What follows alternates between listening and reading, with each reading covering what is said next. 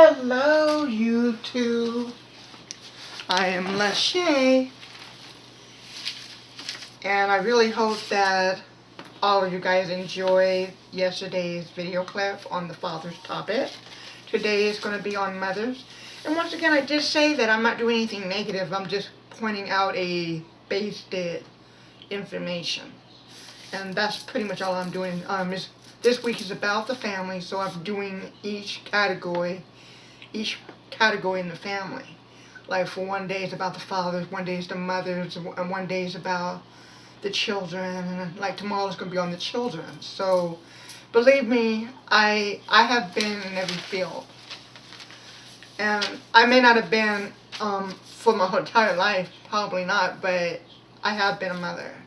I've been a foster parent, so I definitely try to share my experience and what I learned as what I gotten at the time I had the children around me. And believe me, you learn something every time when you're dealing with children altogether. Anyway, I will talk more about the mother's topic. Nothing, like I said, once again, it's nothing bad. It's just pointing out something I noticed which certain mothers around my life seem to tend to do, and they forget this one particular thing. But like I said, once again, it's not a negative thing. It's just reinforce remembering that, so that way, you know, it doesn't backfire in the long runs. Anyway, let's say a prayer before I begin the complete talk on the mothers. And by the way, happy Tuesday, everyone. I know tomorrow is Independence Day, and I'm still doing a video tomorrow, because nothing's going to stop me. I mean, you guys, I'm wanting to do a revival for a long time, so I'm glad I'm doing it. So anyway, here's my prayer. Our Father, which art in heaven, hallowed be thy name, thy kingdom come. Thy will be done on earth as it is in heaven. Give us this day our daily bread, as we forgive us our debt, or as lead us not into temptation.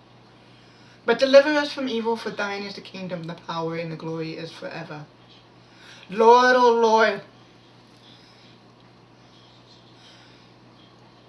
thank you for allowing me to be here today, alive and well, and many others as well.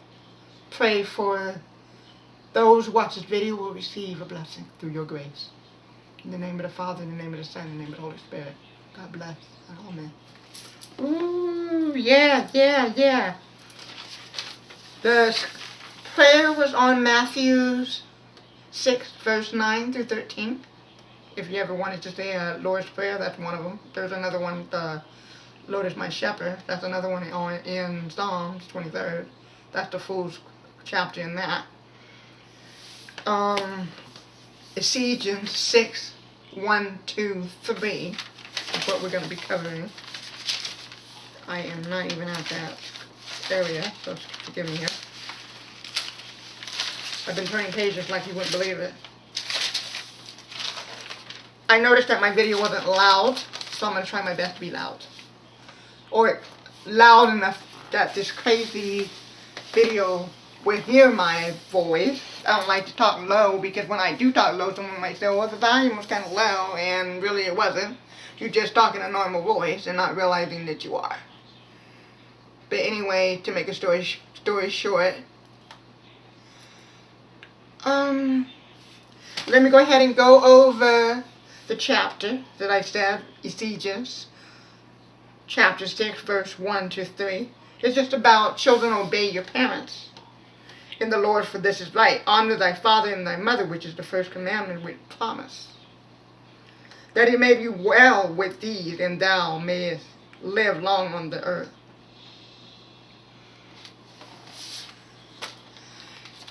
And I'm only pointing that out. So parents, please remind your children. Mothers, please remind your children that they need to be obedient to you. Period. And there's a lot of mothers that raise in a family without a father. So why I said that. What I was basically wanting to cover is the most mothers do a good job in the discipline. Don't get me wrong on that. But then again, they forget one thing that they get too hard on. I'm using my mom for example. She was a great mother, always got on her case when she had to or whatever. But there was just something I noticed even as when I became a foster parent, a foster mom. I saw the things that you almost cannot do because it backfires. If a child's a youngster and another child is a teenager, their discipline can't be the same at all. And I noticed that a lot of moms tend to do that. And you just can't do that. It was just like, for example, I'm going to use my family alone. When it came to curfew, well, the youngster is supposed to be going to bed at 8. They expect a teenager to go to bed at 8. When they have more homework to do, more chores to do. We go on and on about this, and I'm thinking, how's that work? And I laugh because my mother and I kind of got into it. I told her, how's that working? You know, how's that work? She looked at me like, oh, you got a point. I mean, I don't think a child should go past 10 o'clock going to bed. I mean, honestly, we do not sleep. But then again, at teenager years, you're going to have to adjust to activities. If you're involved in activities, you got to do your homework. Yeah, and 9 out of 10, most teenagers are tired when they get home, but they just know that if they want to have a decent grade in class, they're going to have to study for a long period of time. And I know that sucks, but then your younger sibling jealous that, oh, well, okay, she or he don't go to bed at such and such time, and woo. Then my mom used to get on my brother and would say, "Look, your brother and sister is older than you." My brother, believe it or not, my youngest brother was 9 years younger than me. So that made a lot of sense. He was in elementary and I was in high school. That's why I laughed when that time we was arguing about the curfew. I'm like, 8 o'clock? Yeah, all of y'all need to go to bed at 8. I regret that I did that, but I said to myself, this does not make sense. I have homework to still do. my brother that's 3 years apart from me also had homework to do. I'm thinking, we got homework to do. What about 8 o'clock? It's impossible. And then she thought about it and she thought, oh, that's what I'm speaking on. The disciplining can't be equal to the, you gotta look at all the age group when you're disciplining them. And that's all I'm saying, And I know for me, I remember as a foster mother, I had 3 kids that I had on the weekend. My foster child was a pre-teenager. And my youngest niece was in elementary, like I think 4th or 5th grade. My oldest niece was a teenager, so it was impossible to disciplining them equally. It was impossible. I made sure that when I was hard on her, I knew when to stay on her. Like I say, you know the rules and regulation in the house, so you need to be following it. I know that a youngster, you want to keep it as simple and quick without breaking a bond, but just letting them know, putting them in the place in the right way. I mean, we got some mothers that are really, really, and I'm sorry to say, my mom was big on that. She was good at nagging us to the T.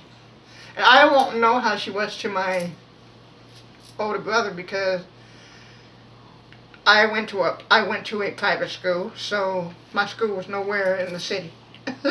So I don't know what they were doing on Monday through Thursday. I just know when Friday came, I was home on the weekend. So I pretty much say, yep. So it sounded like she was really hard on my brother, because he was old. He was the oldest while I wasn't there. But when I was home, I'm the oldest. So. Crazy.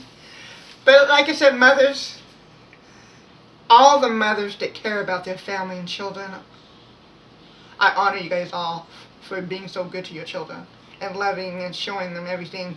I'm just saying, just be careful with that part, because I noticed that, like, I'm thinking about my niece, my oldest niece, had a child at a really young age. I said, don't start disciplining them so hard on an adult level at a teenager age, because you're rushing them to be an adult. Don't rush that. Take your time with it, because believe me, I'd rather value their childhood time than to rush that them becoming adults. Because once they become adults, some kids are like this. Well, now I'm an adult. I don't have to follow to your rules and regulations. That's not true. God still said, be obedient to your mother and father. And they still ain't got that in their head. So, and so, I would never disrespect my parents. Ooh, oh no. But I know that's one of the commandments. You won't have to worry about me. I'm not going to go there. But I do know, like I said, you can't do the same discipline on a youngster to a teenager. And the same way with this, if the child is an adult, of course they can't have the same as a child, as a youngster or a teenager, or even a baby. No one can have the same discipline. Everyone has a different discipline that's required. When I think about my youngest niece, I had to do a discipline on her. Back in the day, you could kind of give them a little spanking, and you was out the deal. Well, I'm not big on no spanking, so there you go. The discipline I did on her was, well, you lose a privilege for doing this wrong thing. So I allowed her to have a stroller, because she was big on a stroller. Oh, let me sit in my stroller. Oh no, I made sure I had a stroller, but she had to push the stroller. I made her push the stroller, let her see that when you do wrong, and it wasn't hurting her. It was not hurting her. She thought about it and said, oh, I did wrong. I was wrong what I did. And that was something. Now my oldest niece did something too, and her punishment was a little more different. Oh, so she would have behaved like this. And then the funny part is, I'm cool when a mom say, if a child thinks they're an adult, then hey, that's when the discipline should be changed. You can go ahead and say, hey, you need to go. Okay, so you want to become an adult? Okay. Hand me the keys.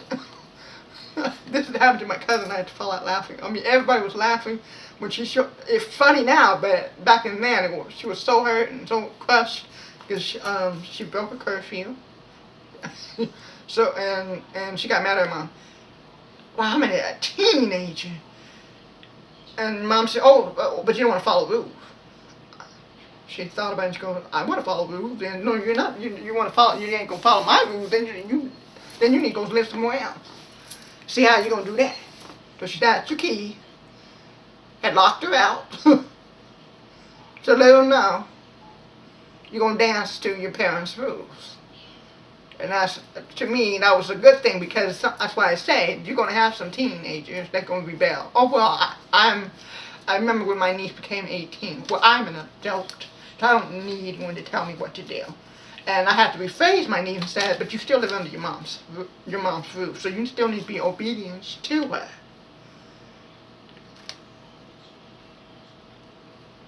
These kids try to get away with murder, and it's not going to work. This ain't going to work. But as I just say, nothing negative about it. I'm just saying, just remember those groups. You do have to be soft with the young ones. Well, in other words, you don't want to be too hard on their discipline. You need it to be, and I don't even care if they're boys. That's the thing applies to the boys if they're young. We all need to be disciplined every now and then. When we were younger, I had it all the time. So I know that it's important to be taught the disciplining. I'm not telling anyone what to do. I'm just saying that I just think that kids grow up too fast. When they become adults, they're doing things that you influence, and you probably didn't realize it at the time. That's why I'm mentioning that you gotta be careful with the way you discipline your children on a certain age group. I don't feel bad that I made my niece push her on a stroller after what she had done to her sister. I mean, you're going to make your sister suffer, you lose a privilege. Well, that was, and that way it wasn't hurting her, it was just making her tired. I felt like that. Hey, that's a good way to do it. Now, my oldest niece, I made her do some chores, heavy chores, because if you want to be an adult in my house, then I guess you need to start doing adult work. I made her cook dinner. I sat and put my foot up and said, well, let's get to cooking. Want to be an adult in my house? Okay. Well, do you have? We made some. She had done that day. She wasn't happy. She goes right into her grandmother and goes, Auntie's so hard on me. She's so hard on me. But I'm just telling everybody, you got to. That's why I said disciplining is important in a child's life, but it is important that we be careful with the age group. Like if they're a teenager, then they need to be disciplined as a teenager, not an adult. And when they become an adult, they should get disciplined at an adult level. Like yeah. She's been, like I said, both of my nieces been around my life a lot, and like I said, if I felt like I had to do something that needed to be required, it's been done. Now, once again, I thank you mothers for doing all you guys do, because one for the mothers in this world, I feel like this whole entire country would be destroyed. So, hey, thank you mothers, especially the ones that are true mothers and really do care about their children and family. I thank you mothers for all you have done for me. And all these other kids that's in this world. Yeah. Anyway, tomorrow will be about children. And I will talk a little bit about the independence. I think that a lot of us is not liking the independence over over the guy in the White House.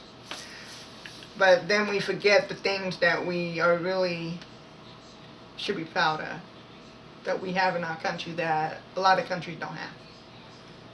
But mainly, I am going to talk about children, because that's a blessing to have children in this world. And children being a part of your family is a beautiful thing. So anyway, you guys all have a beautiful Tuesday.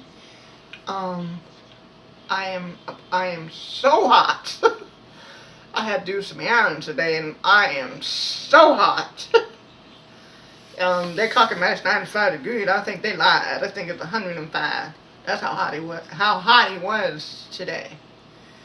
And it still ain't even done in the day. And I've been feeling all hot and stuff. I'm like, oh, it's so hot.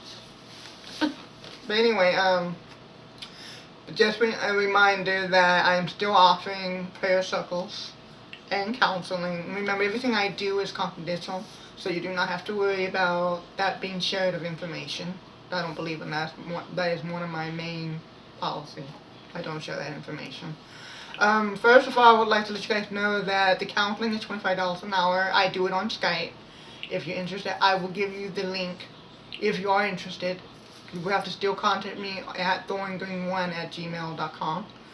And this goes for the prayer circle as well. My formal clients, if you guys are ever interested in getting some on the prayer circle, please contact me at thorngreen1@gmail.com.